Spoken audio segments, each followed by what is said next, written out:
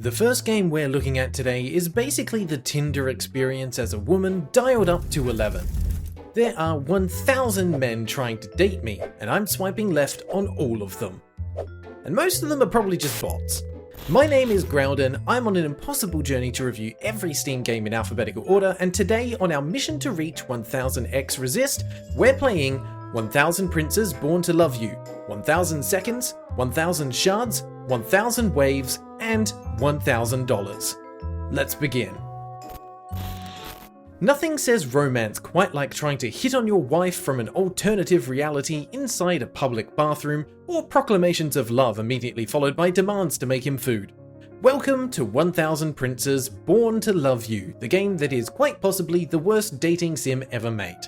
If it's not immediately clear where the problems begin and end, let me explain it with two simple letters. AI.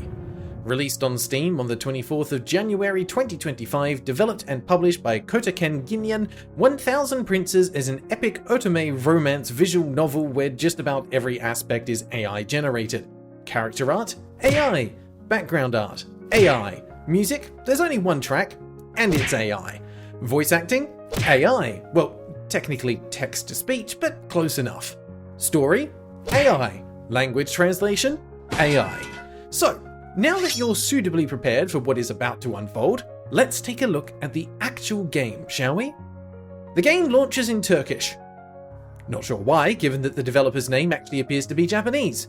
We can quickly change it from the title screen though, which doubly serves as the main menu, and oh boy, it's Doki Doki Family all over again. Well, not quite as bad, but we definitely get a sense of the polish this game has.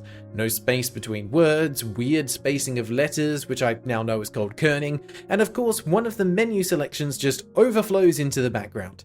The default name of our princess is equally incredible, so everyone, please meet ABC123. Well, we can't play through with that name of course, but calling her Larry also feels wrong, so everyone, please meet Graeldon. Curious about what was going on with this screen, I clicked the little I on the left for information. It mentions that this is the common route game, which I later learned means that it's the main story that involves groups of characters rather than more intimate one-on-one stories with individual princes. I also love that it specifically mentions no ads or in-app purchases because of course this is a port of a mobile app. It also mentions that the final version of the common route will contain 10 stories, with new content released multiple times per year.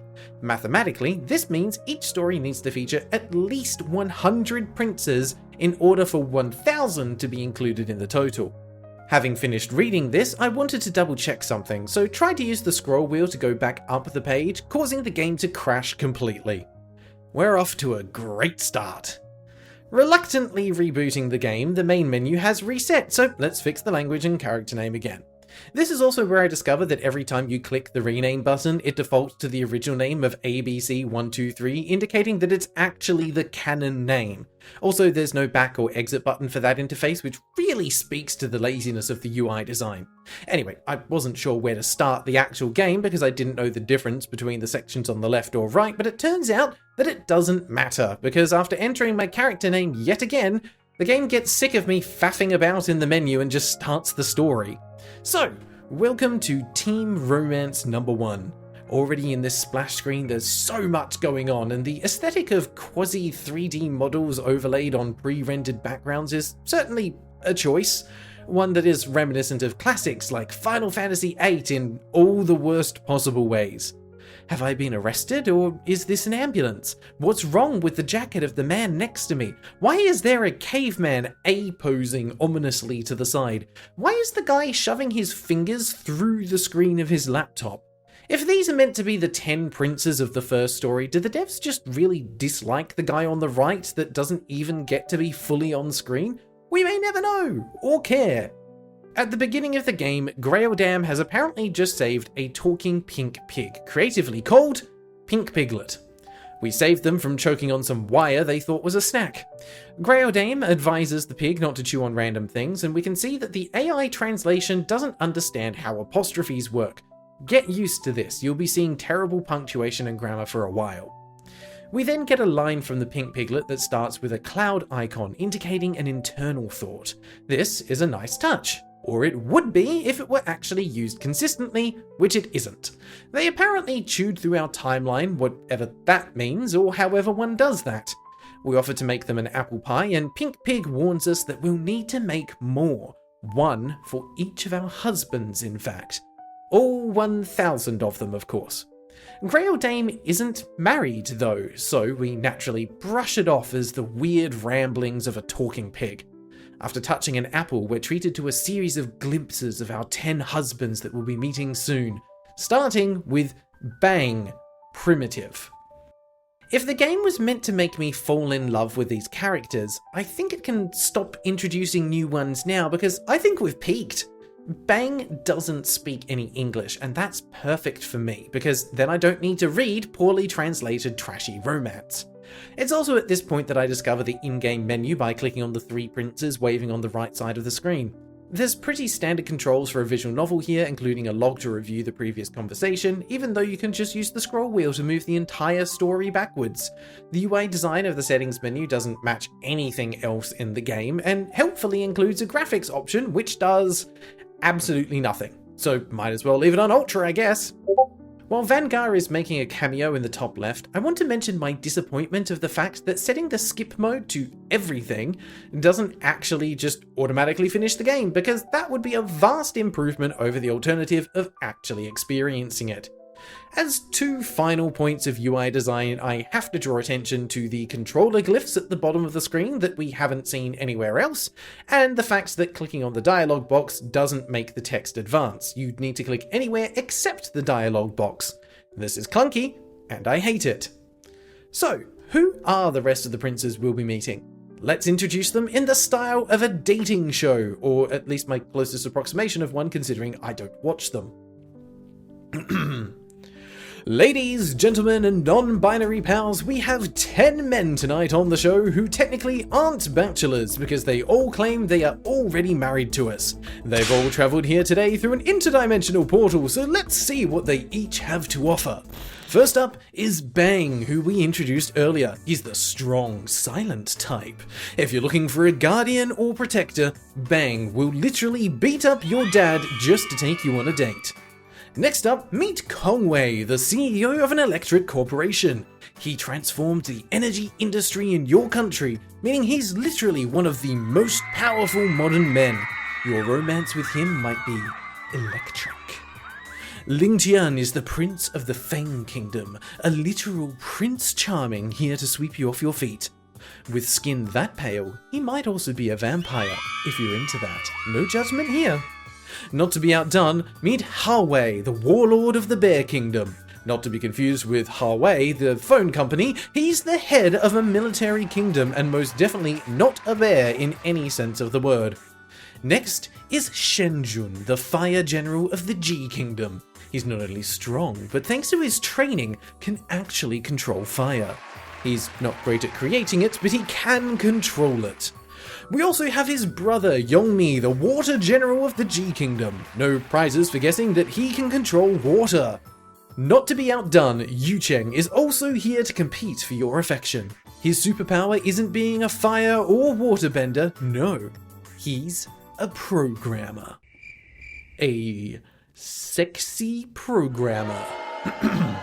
Good luck to you, Yu Cheng, you're going to need it. Yongren, Prince of the Fish Kingdom and an engineering genius, is also here to vie for your attention. Just like Sebastian from The Little Mermaid, he knows it's better down where under the sea. Luckily, Momo the detective is on the case. If anyone can figure out who here is worthy of dating, it's probably him. Or are you looking for love that's out of this world? Our last contestant is Citan, an alien from the biker planet who is here to abduct your heart. From here onwards, in order to stop this from dragging on for hours, I'm just going to recap the main plot points so you can get a sense of how nonsensical the story is. Basically, Graeldon wants to turn the ground floor of her home into a cafe. To do this, she needs to head to the city hall in the morning to submit an application. She thinks it's her dream job despite being an architect. In fact, her entire future is riding on this working because she was recently fired from her job at a construction site after her colleagues spread rumors that she slept with a team leader in order to get her plans approved. This makes no sense because the team leader is gay. But even though he's gay, he told her that he likes her and asked her to secretly date him. So maybe he's not gay and Graeldon just completely misinterpreted things.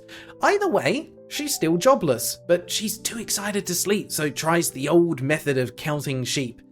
This results in both a nightmarish scene for the player and also the first of a handful of minigames that constitute the only gameplay 1000 Princes has to offer.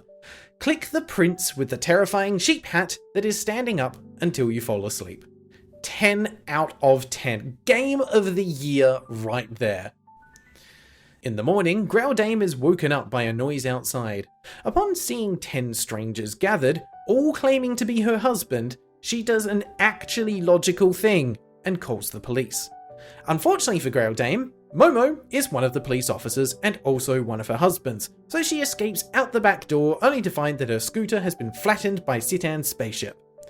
After a bit of discussion, Ling Tian comes to the rescue and escorts you to the city hall on his horse. Unfortunately, the elevator malfunctions and the following series of events that occur are basically just an excuse for each of the princes to have an opportunity to demonstrate their love and usefulness to Graeldon.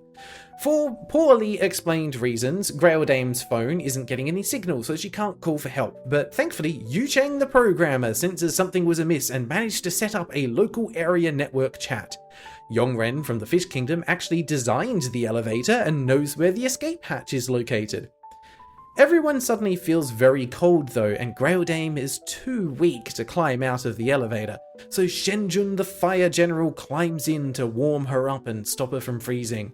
And suddenly, the elevator starts shaking again because a mammoth is on top of it. Yep, you heard that right, a mammoth. Thankfully, Bang, your primitive husband, is on the case, and equally thankfully, it's a rather small mammoth. With his arm guards and boots melting through his skin and his loincloth glitching out, he manages to subdue the mammoth. The temporary weather issue is resolved, so Shenjun needs to leave, and then the power goes out, so Kongwei, the electrical company CEO, gives Graeldon the password to restore power, because that's totally how electricity works. With the power restored, Graeldon suddenly becomes dizzy. Citan, the biker alien, realizes that his spaceship produces infrasound waves that can make people feel nauseous, but he can stop these with an absorber that for some reason he wasn't using until this moment. We, the player, not Graeldon, need to help him find it though. So just for fun, here's the scene. You're looking for a red horn. More importantly though, can you name one other object in this image? No? Must be hyper-advanced alien tech that our minds can't comprehend. But seriously, how do you look at any of this and think, yeah, this is perfect for a hidden object minigame. Players will love how much this art enhances the gameplay and narrative of this game, without just bursting into laughter or sounding like a madman.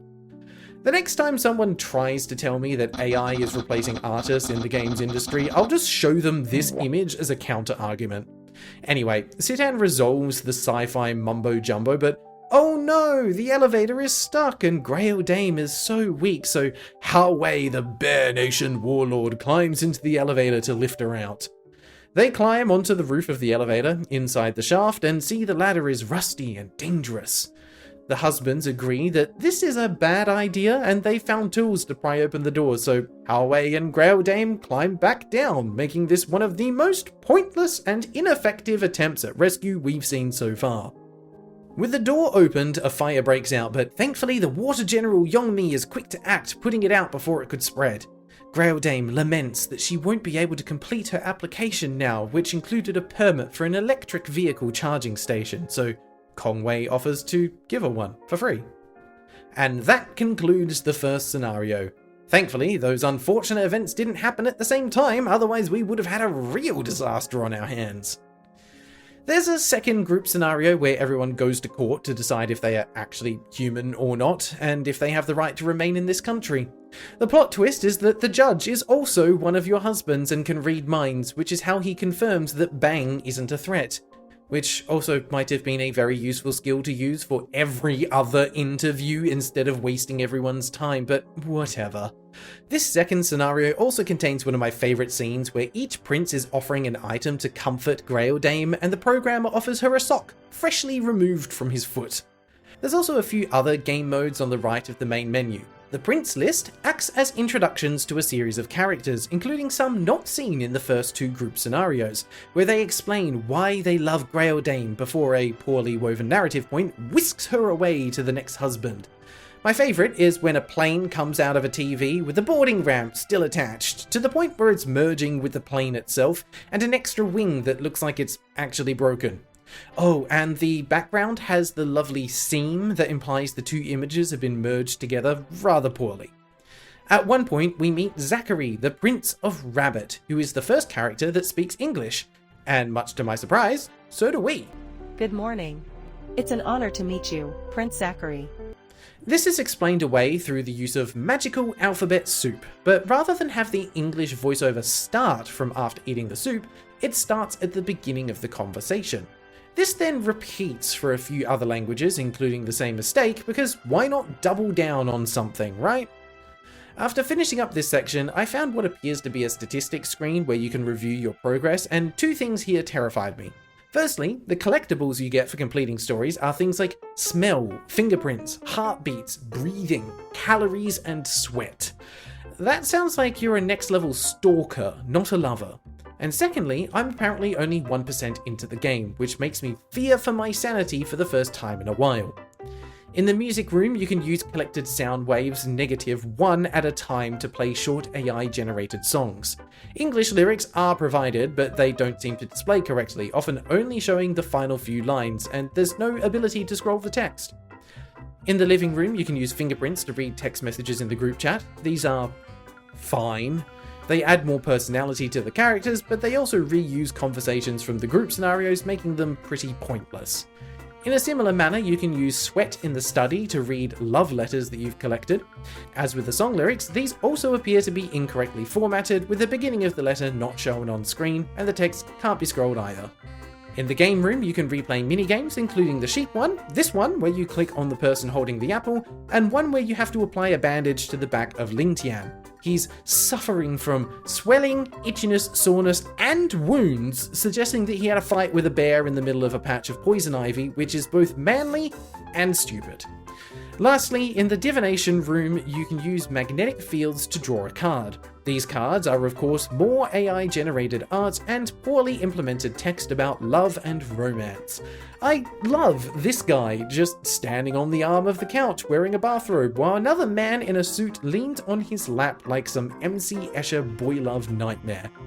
The final offering this game has are individual romance stories, of which there are currently 2 available. These are basically more of the same as before, except I found the stories jumped around from one plot point to the next, making me feel like I was missing information. And I was, because these are actually demos, or previews. To get the full story, you need to purchase the DLC, which will cost $7.50 dues a pop, on top of the $2.95 for the base game. Yay for exploitative monetization practices.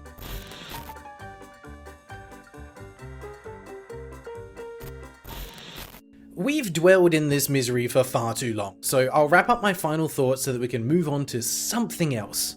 Not necessarily something better, just something else. 1000 Princes is the result of someone who wanted to see if they could do something without first stopping to consider if they should do something.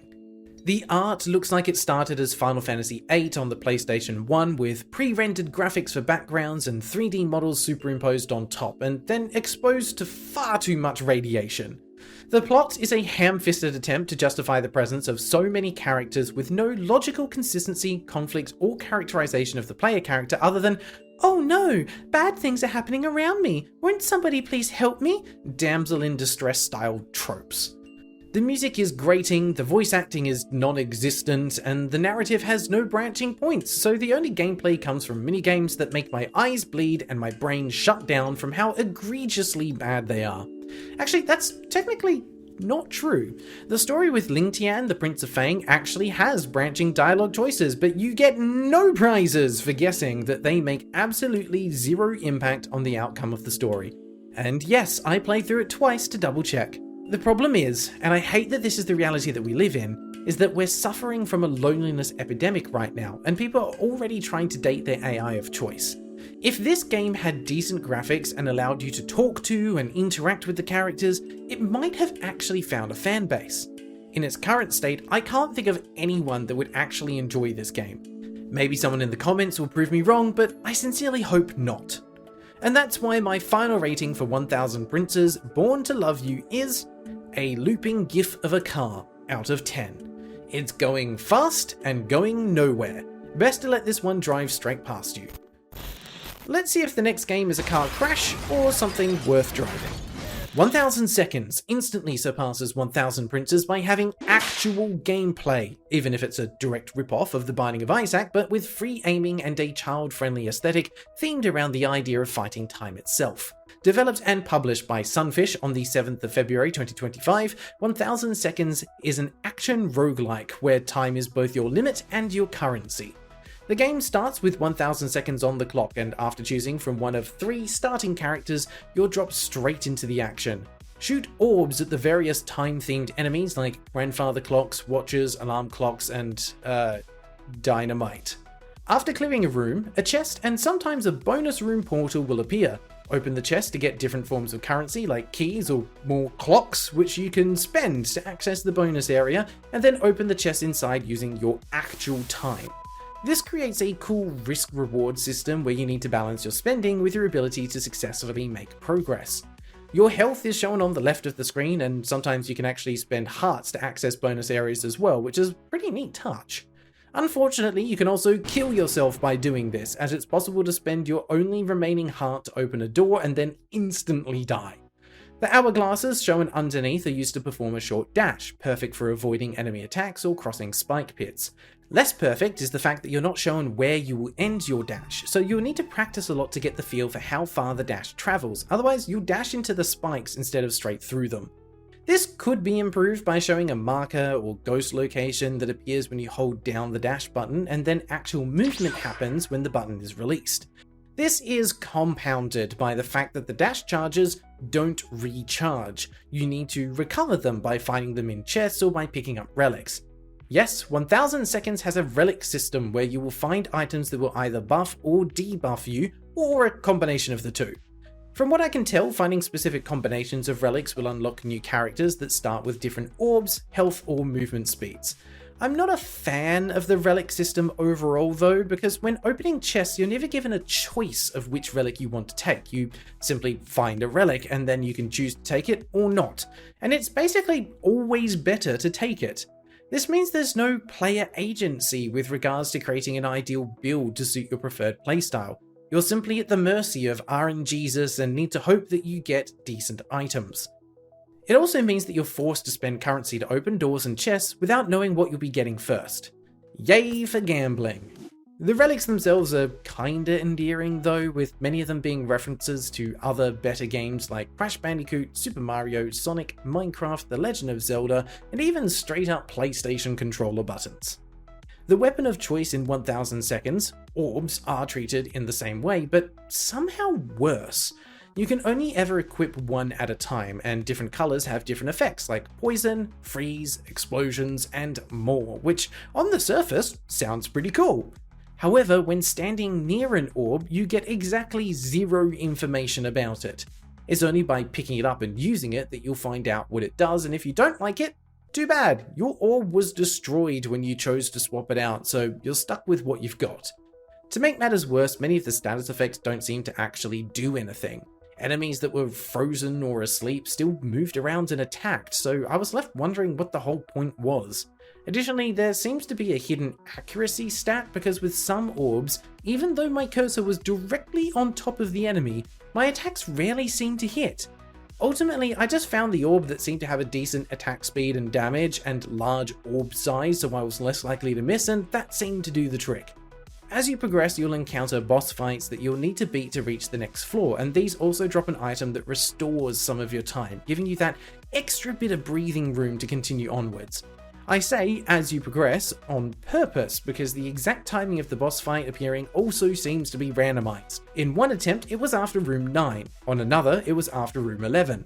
Bonus rooms don't count towards the total, so I'm not sure what the trigger is. The boss fights themselves are okay. They're not exactly creative, usually just a bigger and meaner version of enemies you've fought before without any special mechanics to worry about. It took a bit over an hour for me to beat all 5 floors of the game, mostly because there's a big difficulty spike at the second floor, but once you're lucky enough to get decent items that allow you to clear it, you should be able to go all the way without too much trouble. The final boss isn't anything special, and not particularly harder than anything that came before it. Your reward for beating it is just a Match 1 screen showing your character, orb, and acquired relics. You can't mouse over them for any information though, and there's no section of the menu that provides a list of items you've found to serve as a reference or guide. For beating the game, you do unlock a new character though. They turn invisible when standing still, but never fear, this only makes the game harder for you, not the enemies, as they still know where you are even if you don't. But then again, 1000 Seconds doesn't exactly seem to be interested in giving you a reason for a second playthrough, so why should you?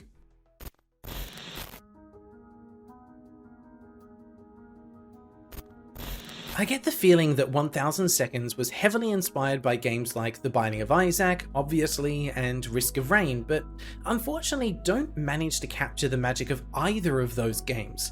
There's elements of the right stuff here, but it's let down by too many mechanics and choices that are anti-fun. With some balancing adjustments, this could become a pretty neat action roguelike, but it's pretty tough to recommend wholeheartedly. The hitboxes for the player feel off, the dash mechanic needs a rework, the relic system and orbs need a rebalance. Information is a powerful tool and can be considered both quality of life and progression depending on the specific genre or challenge you're trying to set. I'm personally not a fan of playing through a game where progress comes down to luck instead of player skill. And while a certain amount of skill is certainly required here, having no choice over your upgrade path hurts far more than it helps. I wasn't left with a feeling of intrigue or curiosity, only frustration, because my choices and attempts at experimentation ended up with me hamstringing my progress, and that's the opposite of what I think the intended outcome was. Ultimately, for $4.50 dues, 1000 Seconds is pretty reasonably priced, but I would only recommend it to die-hard fans of the genre looking for something new to try. It's imperfect, but has a certain amount of charm that I'm sure a handful of people will find endearing. I don't think it's a bad game, but I think it has made a handful of bad design choices along the way, and correcting those would lift this to something I'd recommend. As it stands though, it's a pass from me, but I am interested to see future projects from this dev. So with that in mind, my final rating for 1000 Seconds is a broken clock out of 10. It's still right twice per day, but that doesn't mean anyone wants it until it's fixed. Moving on to something completely different, 1000 Shards is a fast-paced auto-runner that focuses on a high skill requirement thanks to its level of difficulty that demands incredible reaction times to dodge oncoming obstacles. Developed and published by Olsen F, it was released onto Steam on the 22nd of January 2021 and is currently completely unplayable. No, not because it's hyper difficult and my aging reflexes don't allow me to beat the game, it literally fails to launch correctly. What you're looking at right now is the quote-unquote gameplay that I managed to record. The engine loads and this spinning shard appears on screen and then nothing else happens. I tried every button. I tried repairing the game files. I uninstalled and reinstalled, and I even checked the Steam discussions out of pure desperation, and I wasn't able to find a solution. Thankfully, we can learn pretty much everything we need to know about the game from the trailer, and it makes me thankful that it's broken so that I don't have to play it.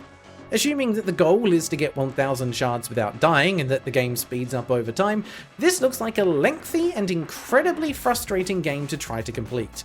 So the reality is that I probably would never have obtained all 1000 shards anyway.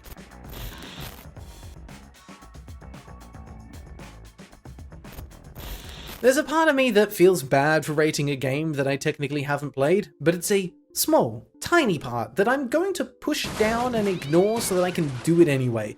To keep things as fair as possible, let's look at the Steam reviews from other users to hear their thoughts. Looks and plays like an asset flip, very bare bones mechanics and poorly thought out achievements. 30.2 hours on record, 10.5 hours at the time of review. RVK, are you okay? You didn't like the game, but then played it for another 20 hours. Okay, if you like this sort of Twitch game. 0.1 hours played. That's much more reasonable, and they even linked some gameplay footage where they got a high score of 13 points. Good game. Thanks for the incredible insight, Gunpark. Sit on my face, please. 171.8 hours played. Why? Actually, I probably don't want to know. It's probably best if you stay far, far away from me. You can stumble upon some truly wild and remarkable people through Steam reviews. Who are you, and who held you at gunpoint to invest so much time in this game? Whatever the answer may be, I think these informative reviews tell us everything we need to know about the game. So with that in mind, my final rating for 1000 Shards is 13 out of 1000 out of 10. It scores minimal points for actually being playable at one point, but I'd recommend spending your $1.50 dues elsewhere. After playing 3 dud games in a row, I was praying to RNGesus for something actually halfway decent, and my goodness did they deliver with 1000 Waves. Fair warning, you might want to skip ahead to the next game if you suffer from epilepsy, as this game definitely has a lot of bright flashing lights. So, have you ever wanted to play Geometry Wars but as a roguelite with an experience point and upgrade system and 1000 waves of progressively harder challenges, minigames and weapon swapping mechanics? If you said no, you're objectively wrong, so sit down, shut up and look at the pretty flashing lights. Developed by Levi Star Grimsley and published by Existinity, 1000 Waves released on Steam on the 22nd of November 2024 and currently has 0 reviews. And I think that's a shame because we've seen far worse games in this series with a lot more reviews, and I'll tell you now that games like this one are exactly why I started this series in the first place. 1000 Waves requires a controller to play, but considering it's a twin-stick shooter, that makes sense. After starting the game and admiring the retro classiness of the main menu for a moment, I dive into the game menu because of course I do. Have you ever watched one of my videos before? The usual graphical and audio suspects are here, and while I'm disappointed by the lack of resolution options, everything else is perfectly serviceable, and I appreciate the additional control layouts. You can also see the upgrade system in the lower left, and we'll come back to that. So, let's take a look at some gameplay. Things start off slow, with a decent tutorial that explains the core mechanics. However, they do make the mistake of explaining things without letting you try them, despite you having control over your ship at the moment. In a nutshell, you're in a square arena that enemies will spawn and bounce around in, and initially you're armed with a simple cannon to shoot at them.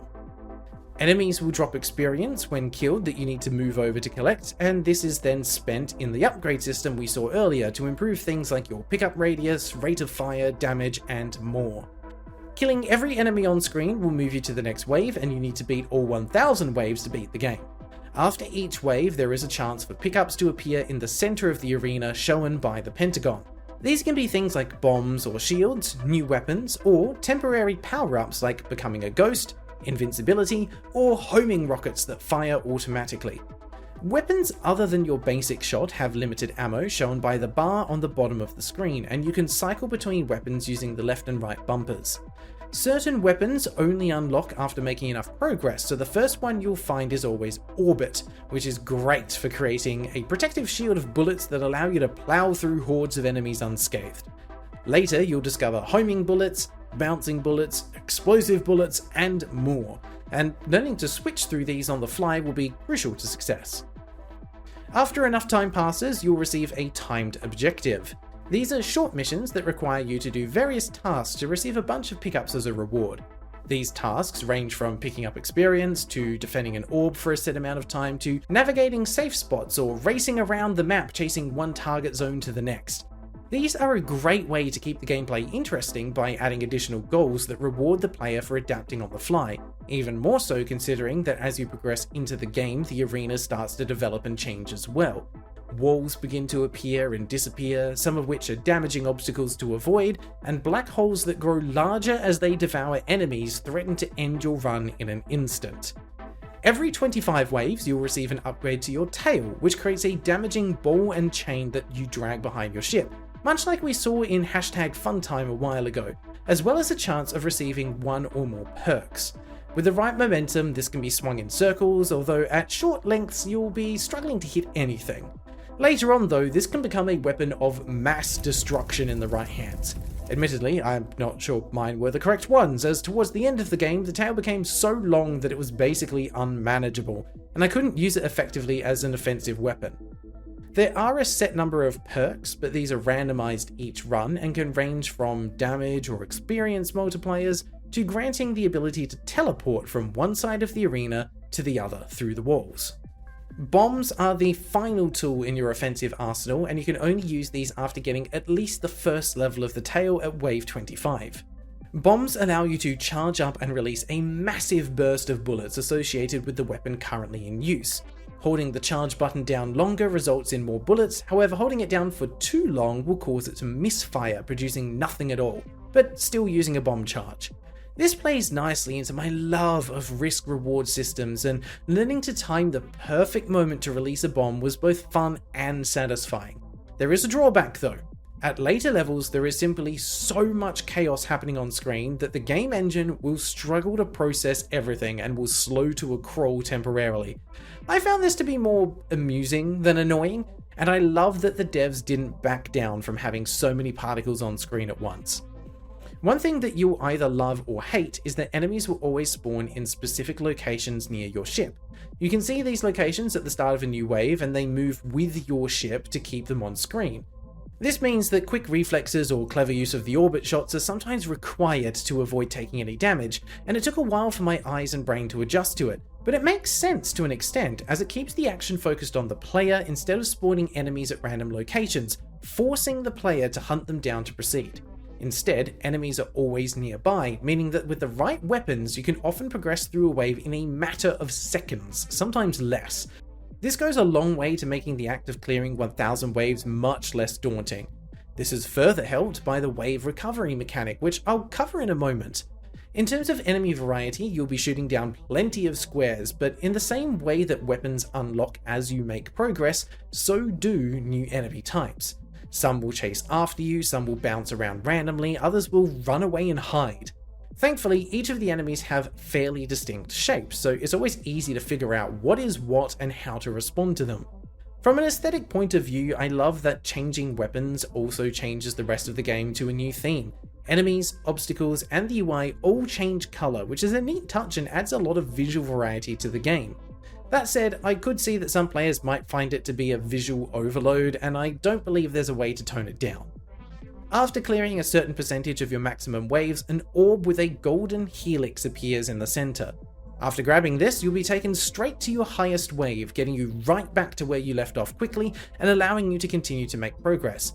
I can't tell you how relieved I was when I discovered this mechanic for the first time, as it literally felt like a weight was lifted from my shoulders. I had been dreading the task of trying to clear all 1000 waves in a single sitting, and I was so grateful to find that it wasn't going to be necessary. That said, individual attempts can still be quite lengthy, and I ended up putting in over 10 hours into this game as I was determined to beat it. However, that's not quite what happened. After eventually clawing my way to wave 1000, I discovered that there is a boss fight. This is the only one in the game, and it's one heck of a challenge. You'll need to be fully upgraded to even begin to stand a chance against this monstrosity, let alone reach this level in the first place, and with how brutal the final few waves are, you might find yourself already short on supplies by the time you reach this point. During the fight, the game very quickly turns into a bullet hell, and you'll need to be constantly shooting in order to destroy the oncoming bullets and actually land any hits on the boss itself. Its health bar is shown at the top of the screen, and each coloured portion represents a different stage of the fight, and each is progressively harder than the last. Or at least I think they are, because I only managed to beat the first two before getting absolutely crushed. Not only is the boss constantly shooting a deluge of bullets at you, but it has a small shield that when depleted causes a wave of smaller enemies to spawn, many of which will also begin to shoot at you, adding to the chaos. Defeating these enemies spawns items in the center, but good luck getting there with everything going on. I tried to beat this thing multiple times, and sadly, I couldn't manage it. Personally, I think the boss simply has too much health. Unloading a fully charged bomb into it barely did any damage, so the fight drags on and it overstays its welcome.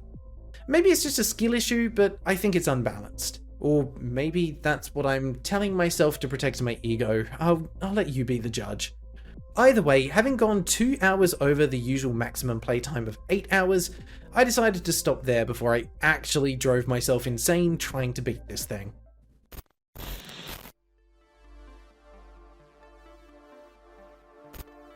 I'll freely admit that I went into this game expecting a certain level of frustration and tedium. In most cases, 1000 of anything is more than anyone needs, unless you're talking about rice, in which case, go for it. Even then, for most people, plain rice can get pretty boring after the first few mouthfuls. 1000 Waves provides plenty of toppings and seasoning though, so that you're enticed to take another bite, experiencing different flavours with every mouthful, inviting you to go back for more and see what's different in the next forkful. Even though the devs clearly borrowed the recipe from other chefs, they've put enough twists on the formula to really allow it to stand on its own and shine. I'm not quite sure where I was going with the analogy, but suffice to say that the boss fight at the end was like finding a rock at the bottom of a plate of delicious food. In isolation, it would be enough to ruin the experience, but everything else that was around it was so good that you're willing to forgive the chef for putting a literal rock in your food. It's even easier to forgive them, but it only costs $8.79 dues. The mechanics are simply fun, and it's the kind of game where you can get mesmerized, and the next thing you know, you've lost an entire hour. The music ebbs and flows with the gameplay, the action rarely lets up for anything longer than a moment to pick up a power-up before getting right back into it. There's also enough enemy, weapon, objective, and obstacle variety that you'll rarely see the same combination of things twice in a row, and you'll always be adapting to new challenges that arise. 1000 Waves does a lot of things right, and with a bit of balancing to the final boss, I would say they've crafted an excellent twin-stick shooter experience. Even in its current state, I will still happily recommend it, with a caveat of not getting too hung up on trying to beat the final boss. And it's with that in mind that my final rating for 1000 Waves is a black hole out of 10. You need to watch out or it'll suck you in and time will lose all meaning. Moving on to the final game for today's video, $1,000 ends up being our second last game in the 1000 section thanks to the fact that the devs put the $sign at the end of the number instead of the front, telling you almost everything you need to know about the quality of the upcoming game. Developed and published by Biscuit Games and released on Steam on the 20th of June 2019, $1,000 is a first-person horror game about robbing an elderly woman's home in the middle of the night in a terribly misguided attempt to raise enough funds to buy a new computer.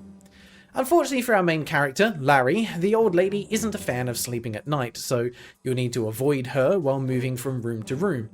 I'll let you know right away that the horror elements are pretty mild and that there's no gore or jump scares to be had here. Upon launching the game, we're treated to the default Unity launcher, and for some reason, the only graphics option available is Ultra.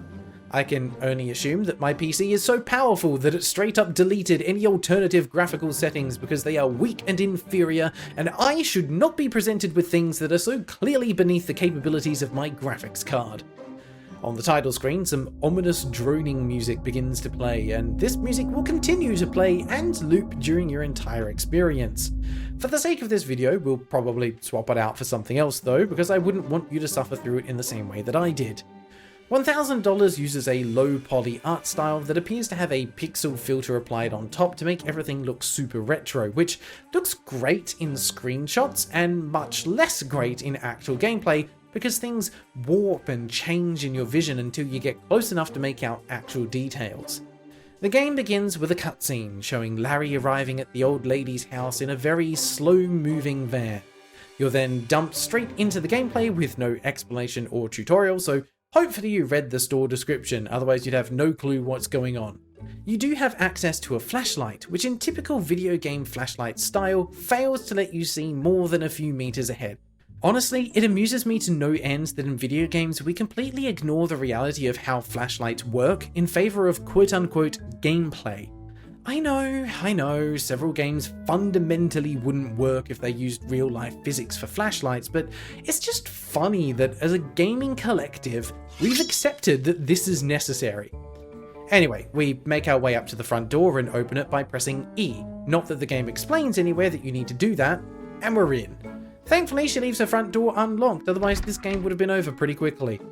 From here, it's up to you to explore the house in whatever order you choose, opening drawers to find loose notes laying around. Normally, when you collect these, there's a counter at the top of the screen that increases, showing you how close you are to the $1,000 goal. However, before entering the house, I pressed escape to open the menu looking for audio options, as I found the music and sound effects to be overly intrusive. Of course, this was a pointless endeavour, as if I had been paying attention to the main menu, I would have noticed that there isn't an options menu to be found anywhere. Anyway, this also had the interesting side effect of hiding the rest of the UI, so for my first attempt, I had no idea how much money I was collecting and thought that I'd need to explore every room in the house. Exploring the house is fairly simple and only made slightly more difficult due to the trigger-happy old lady that constantly wanders around the house from room to room. Like, seriously, she just doesn't stop, she's always in motion. It reminds me of that fundamental glitch in Humans, where you enter a room and immediately forget why you went there, so go back again. I swear, it's like passing through a doorway wipes your short-term memory or something, and in this case, the poor woman never stands still. She's also pretty short-sighted though, so unless she's really close to you, you won't be spotted. If she does catch you though, well, it's instant game over. There are hiding spots in almost every room, and there is a certain tension to hiding in a closet, listening to the footsteps approaching. Or there would be if you could actually hear things properly, or if there was any kind of AI that made her actually track you based on sounds instead of just patrolling randomly. On my first attempt, I did eventually get caught, even if it was mostly just because I was curious to see what happens. It's not really a jump scare, you just get shot. The horror element then kicks in when you realise you have to sit through the whole opening cutscene again, and it can't be skipped. My second attempt was actually unsuccessful, getting caught behind a couch, but my third attempt went smoothly. I cleared out the bottom floor, then headed up to the top to clear out the bedrooms. It did make me wonder why she was keeping money in literally every possible drawer in the house, but hey, maybe it's just so she doesn't have to worry about not being able to find it. Whatever the reason, I managed to hit the $1,000 target and safely dashed down the stairs, out the door, and back to the car. There's no ending other than a fade to black, not even a well done or thank you for playing screen. There's no additional game modes or difficulty settings, not even any other elderly neighbours to rob. So, I hope you feel proud, Larry. You robbed a rather athletic, senile old woman of the portion of her life savings that she leaves readily available, and it looks like you're cold-hearted enough that you'd do it again.